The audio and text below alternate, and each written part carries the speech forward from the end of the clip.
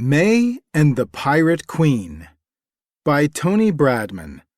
Illustrated by Schuyler Anderson. Long ago, a young girl called May lived with her family on a farm in the hills, not far from the sea. It was a hard life. Her parents were very poor, and they had many children to feed. May was the oldest child, and she did all she could to help. She fetched water and carried wood. She fed the animals. She looked after her little brothers and sisters.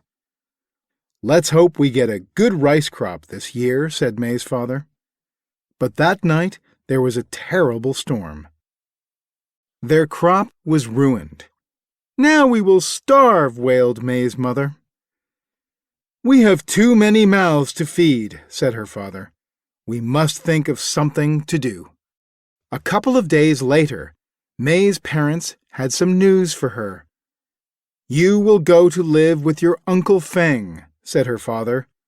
"He will feed you and may give us some money if you work on his farm." May stared at him and burst into tears. "Please don't send me away," she begged. "Uncle Feng is a horrible man." It was true. Uncle Feng was nasty and cruel and mean to his own wife and children. May was sure he wouldn't treat her very nicely at all. She wanted to help her parents, but she didn't want to live with Uncle Feng. "You will do as you are told," her father shouted. "No, father, I will not live with Uncle Feng," May shouted, and ran away. May ran through the rice fields until she reached a big tree. She sat sobbing and thinking about Uncle Feng.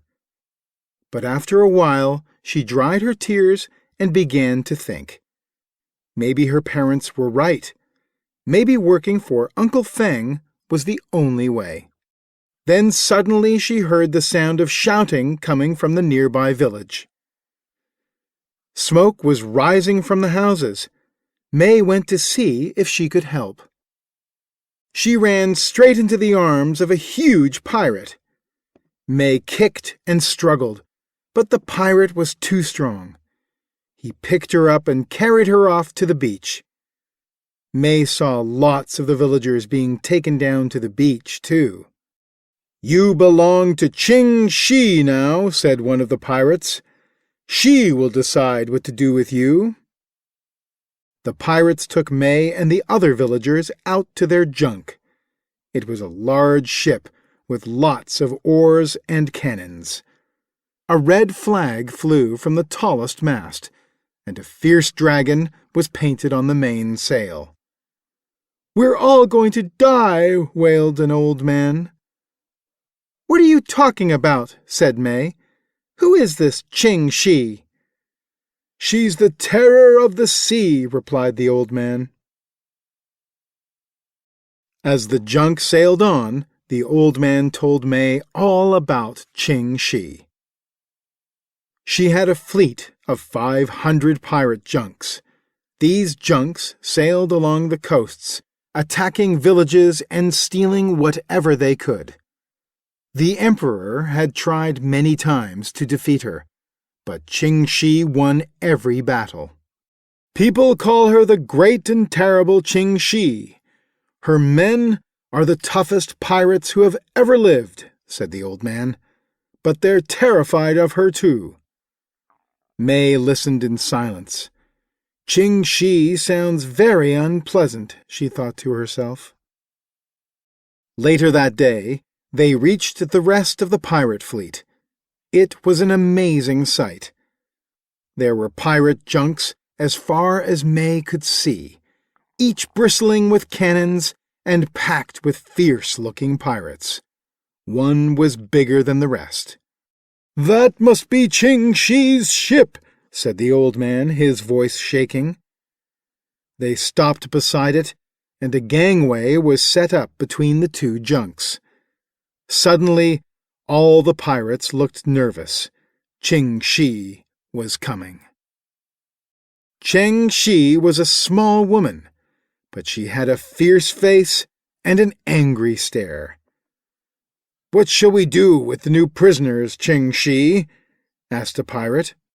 Ching-Shi walked slowly along the deck, studying them closely. "Keep the young ones to work for us," she said at last. "Get rid of the rest." Everyone knew what that meant. Most of the villagers would be thrown overboard. This made May very angry. "That's not fair," she yelled at Ching-Shi. "How can you be so cruel?" Ching-Shi came over and stood in front of her. Everybody fell silent. "You dare to speak to me, child?" hissed Ching-Shi, glaring at May. "Yes, I do," said May. Pirates and villagers alike gasped in horror. For a moment, Ching-Shi said nothing. Then she started to laugh. "I like your bravery," Ching-Shi said. "Nobody ever speaks to me like that." "Well, maybe somebody should," said May. "Then you might be nicer." Ching-Shi laughed again and put her arm around May's shoulders. "We should go to my cabin for a proper chat. Release the prisoners." Thank you," said the old man. Everybody else just stared, open-mouthed. Ching-Shi ignored them all and took May below deck to her cabin. Ching-Shi's cabin was like a room in a palace. It was full of wonderful things. She gave May something to eat, and they talked. Ching-Shi asked lots of questions, and May told her about the ruined crop and Uncle Feng. "Ah, I ran away too, a long time ago," said Ching-Shi. "Maybe you'll become a pirate like me." "Oh, I hope not," said May. "I don't think I'd like that." Ching-Shi's laughter was so loud that it could be heard all over the ship. Ching-Shi told May all about herself too. To May's surprise, it turned out that she was tired of being a pirate. "I'd like to retire, but the Emperor is always chasing me," she said. "He doesn't like pirates." And as if to prove her right, one of her lookouts yelled that they were under attack. Ching-Shi sighed. "You see," she said, "you stay here and hide. A battle is no place for a young girl." Ching-Shi won the battle, of course, and the pirates cheered their leader. "Now it's time I took May home," she told her pirate men. Ching-Shi took May all the way home, right to her parents' farm. May's parents were so happy they hardly noticed the pirates. "I am sorry," said her father. "We promise we won't send you to Uncle Feng. We'll manage somehow." "Perhaps I can help," said Ching-Shi. "I will give you a chest full of gold and silver, but the real treasure is your brave daughter. Be sure to look after her, for she is more precious than all the treasure in the world."